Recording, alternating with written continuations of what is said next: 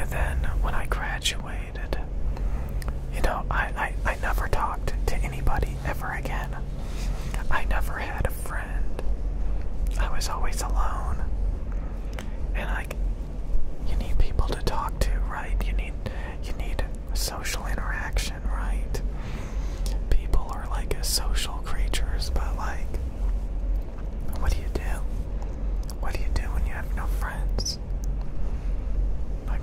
I just see it as such a horrible thing that some people are so desperate to have friends and to have relationships that they try to do these quick fixes, since they're socially retarded. They go on dating websites or they hang out in communities where they can talk to people, usually online, because even though they're surrounded by people in the real world, they don't even know how to talk to them. So they kind of live online, and yeah, I forgot what it's called, where you're online all the time. Chronically online, but I think it sounds a little bit worse than that. Yeah, leave in the comment section down below what's the correct term. Terminally online. Yeah, boy. Terminally online. And you kind of live in this fantasy. You level up video game characters because you would rather do that than level up yourself in the real world. You'd rather just talk to people online and pretend they're your friends because you're too, I don't know what's it called, not socially retarded, but you're too shy. What's the other word that people use? You're too autistic. No, not autistic. Maybe autistic. You're too what's it called? Yeah, boy. Oh, you have anxiety. You have social anxiety. Because you play too many video games and you never leave the house. So you have social anxiety. You don't know how to make friends. You don't think you're good enough to be anybody's friend. And a lot of people, they love to small talk. I remember I was looking at different personality types, because a lot of people get into personality types because they realize that there's something wrong with them and they want to fix it. They want to figure it out. Why am I the way that I am? Why do I have no friends? Why do I live in my head? Why am I chronically obsessed with stupid trinkets? It can't be autism. No, maybe I'm just introverted. I have intuition. I think. And I'm judging. I'm an INTJ.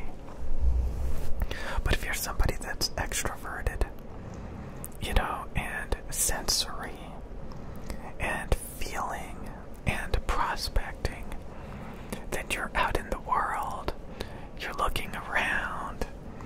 You're sympathizing with other people. And you're constantly looking for new things.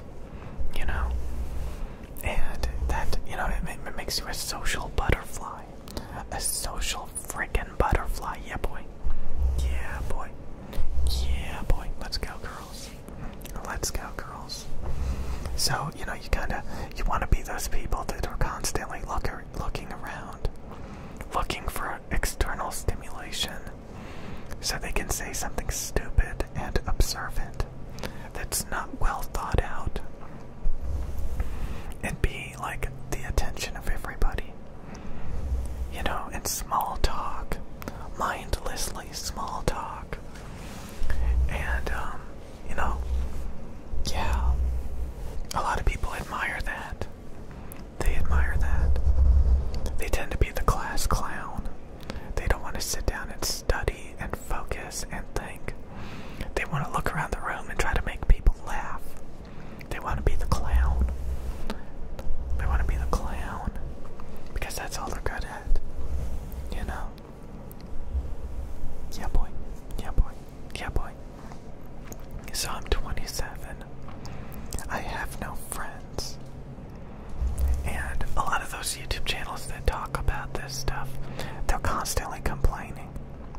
they never find a solution to fix their problem. You know, it's perpetual. Day in and day out, it's the same lifestyle. And a lot of times, you know, you need help, Billy. You need freaking help, Billy. But nobody's there to help them. You know? So you got people that, like, nobody cares about them. They want help. But like what? Nobody's there to help them. Yeah, boy. They have to pay for a therapist. Because who else are they going to have to talk to, you know? Gonna pay. But sometimes a lot of like-minded doomers and gloomers get together in these communities. They're like, gee, you know, life is so terrible. Life is so emo. Let's get together and obsess over it.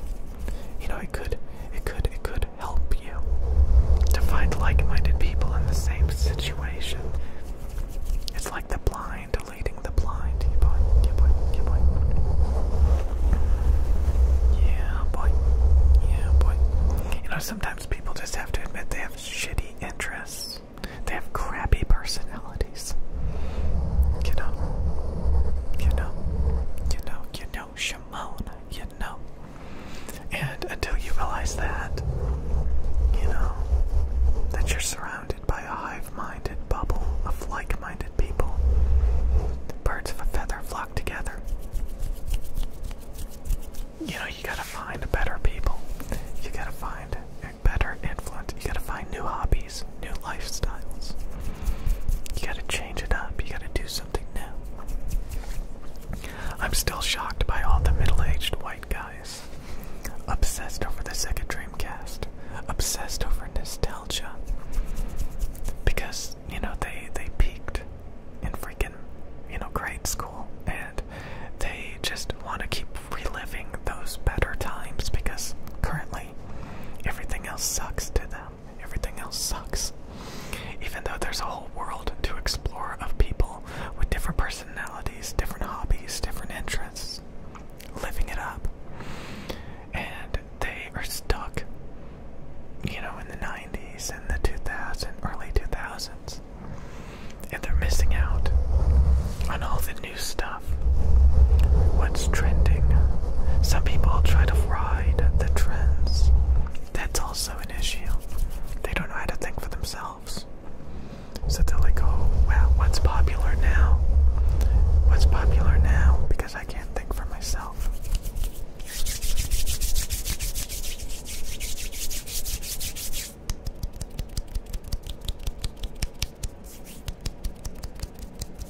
Change can be slow. It can take a time.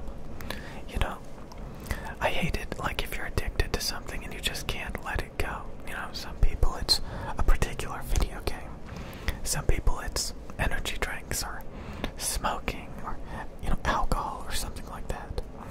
There's always these addictions that you want to quit, but you just keep going back to it. Yeah, boy. Maybe you have an eating disorder, so you're just constantly fat. It's like part of your DNA at some point. You're never going to lose weight. You're always going to be fat, no matter how hard you try. Yeah, boy. Some people have personalities like that.